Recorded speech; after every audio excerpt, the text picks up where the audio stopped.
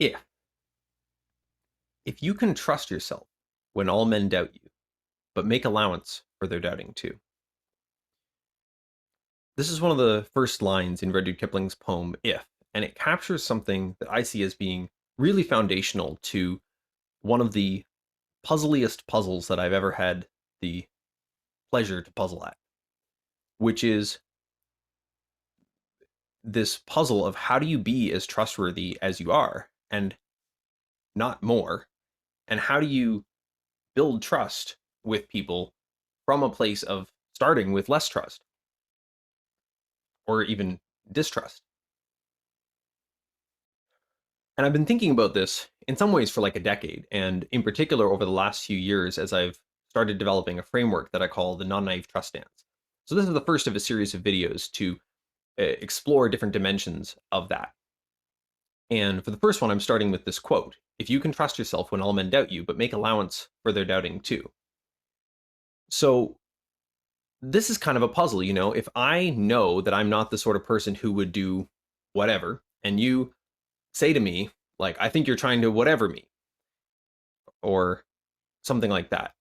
How do we navigate that? How do we create space for me to have my whole experience of everything I know about myself, and for you to have your experience of everything that you know about yourself, even though these seem to contradict? And and how do we not just sort of agree to disagree on this front, but actually come to some deeper wisdom based on what you know and what I know that we can hold, so we can hold that wisdom together? And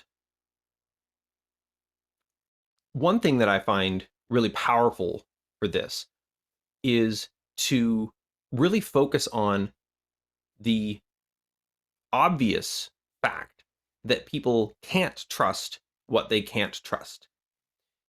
So if instead of saying, or instead of hearing what somebody says as you are doing this, if you reframe it to I can't trust that you're not doing this, you've you've now got a sort of irrefutable fact in essence.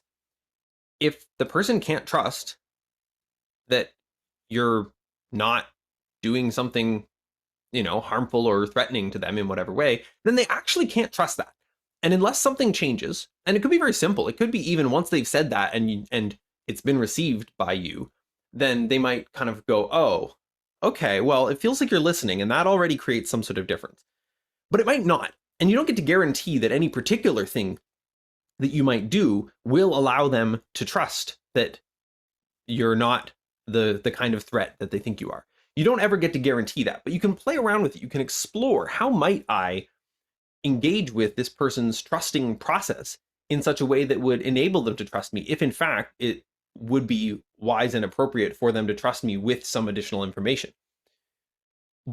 Meanwhile, you also need to create space for your own sense of trust, which might include a sense of, well, yeah, I know that I wouldn't do something like that. But even as you know that you wouldn't do something like that, somehow they know that you would.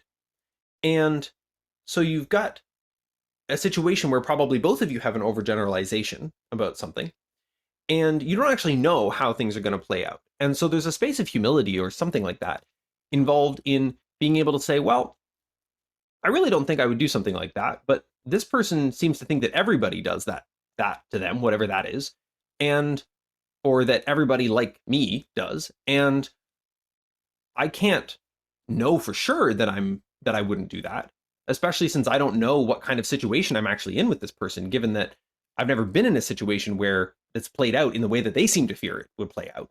So how can I know that I'm not in such a situation right now if I've never been in one? Which is sort of making allowance for their doubting. They are wise to something, and they think that that wisdom applies here. And unless you can dialogue with them and with their wisdom in such a way that they can see that you're also wise to that something, in such a way that they can trust that you're not going to hurt them or not going to um uh, it's subtle here because it's often even it's these very subtle betrayals that aren't even, you know, they're not even material. They're just a sort of a betrayal of failing to allow somebody else to have their own experience, which is very much what we're pointing at here. When people doubt us, it becomes very hard to have our own experience of self-trust. When we uh when we try to assert we are trustworthy, even when others doubt us, it makes it hard for them to have their experience of doubting. And so that's part of the whole puzzle of this whole thing. And yeah, I think one of the most powerful things you can do is reframe either as a speaker, I can't trust that you are not engaging in some sort of pattern that would disturb or undermine me or our relationship. And then as a listener, whether or not somebody phrases it that way, being able to receive it as, oh, they can't trust that I'm not doing something that would undermine the things. Well, okay, if they can't trust that, of course they can't trust that. I can't ask them to trust something that they can't trust. That would be paradoxical. It would be impossible. And not that people don't. And when I say not that people don't, I mean that in two senses. We sort of implicitly all the time kind of expect other people to trust us the way we trust ourselves. You know, if I do something precarious with my balance that I trust is safe, but somebody nearby doesn't know, they might be upset. And I need to have space to say, well, I trust my own balance there, even if they don't. But also to say, it makes sense that they might not trust my balance. They've seen people fall when they do things like this. So the core here is being able to respect that about somebody else and really make space for it and say, look, I'm not asking you to trust if you're not able to trust.